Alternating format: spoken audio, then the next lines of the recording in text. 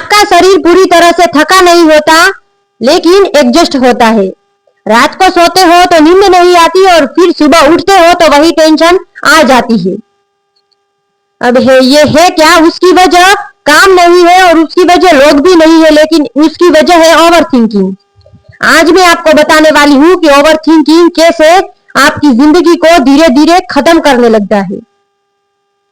आपको बिना बताए ये आपकी जिंदगी को खराब कर देती है और यहाँ पर आके 90% लोग वहीं तक रुक जाते हैं। ये कोई बीमारी नहीं है, ये एक बस साइलेंट हैबिट है जो आपके अंदर बढ़ती ही जाती है।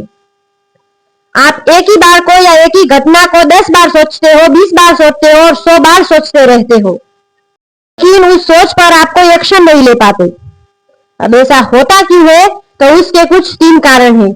अगर आपको किसी ने कुछ बोल दिया तो आपको ऐसा लगता है कि मैंने कुछ गलत बोला है, अब मेरे बारे में लोग क्या सोचेंगे, अब मेरे साथ क्या होगा। अगर आप ऐसा सोचते रहते हैं, इसकी 3 बड़ी वजह है।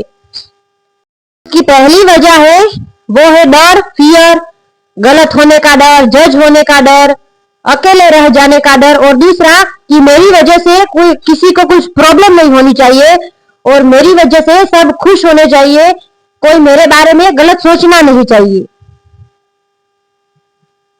तीसरा है जो आप फ्यूचर की प्लानिंग पहले से ही करते हैं, हर चीज की आप प्लानिंग पहले से करते हैं और वो पॉसिबल ही नहीं होती।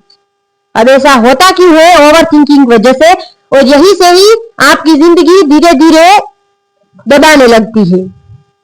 आप जो डिसीजन लेते हैं उसको पूरा नहीं कर पाते और इसकी वजह से आप डिप्रेशन, एंजाइटी जैसी बीमारियों से लगते हैं और ओवर थिंकिंग करते हैं।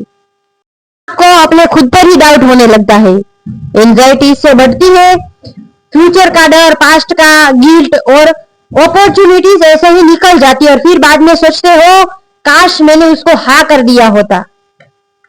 याद रखिएगा कि ओवर थिंकिंग आपको कभी भी बेवकूफ नहीं बनाती, लेकिन वो आपको धीरे धीरे कमजोर कर देती है। और जो लो रिस्पेक्ट मिलती है जिन लोगों को और ओवर थिंकर्स होते हैं, वो जल्दी भी छोटी से छोटी बात से भी हर्ट हो जाते हैं। बार बार एक ही चीज को लेके सॉरी बोलता है, अपनी वैल्यू तक भी भूल जाता है और सबसे खतरनाक चीज है वो अपनी लाइफ को दूसरों के हाथ में कंट्रोल करने देता है। रॉन्ग लोग साइलेंस को पावरफुल मानते हैं और ओवर थिंकिंग से निकलने के 5 जरूरी ट्रिक्स। जो आपके मन में बार बार थॉट आ रहा है उसे लिखो, एक पेपर पर लिखो। और दूसरा, 1 साल रूल पूछो और सोचो कि क्या 1 साल बाद यही बात मैटर करेगी? नहीं करेगी ना, तो इतनी ओवरथिंक किस लिए? तो जवाब देना जरूरी नहीं होता, सबको एक्सप्लेन करना भी जरूरी नहीं होता। जरूरी ये होता है कि कम सोचकर सही वक्त आने पर सही डिसीजन ले। देखिए, गलती सबसे होती है, लेकिन रिग्रेट वही करता है जो ओवर थिंकिंग करता हो। तो काम से नहीं थकते, लेकिन ओवर थिंकिंग की वजह से थक जाते हैं। 90% लोग ऐसा ही करते हैं कि फ्यूचर में होने वाली चीजों को बार बार रिपीट करके ओवर थिंक करते हैं और जनरली क्या होता है कि वो चीजें लाइफ में होती ही नहीं है जो आप सोचते हो। तो इसकी वजह से ही आप अपनी मेंटल स्थिति को वैसे हिला डालते हो। अगर आपको कभी भी ओवर थिंकिंग हो तो अच्छे से गाने सुन लो या काम में व्यस्त हो जाओ, यही आपके लिए बेटर होगा।